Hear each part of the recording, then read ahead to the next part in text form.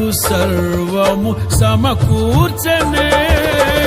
నన్నేల ప్రేమించ మనసాయను నీ మనసెంతో మహోన్నతము కొంతైన నీ రుణము తీర్చేదెలా నీవు లేక క్షణమైన బ్రతికేదెలా విరిగిన లెగిన మనసుతో నిన్నే సేవించెదా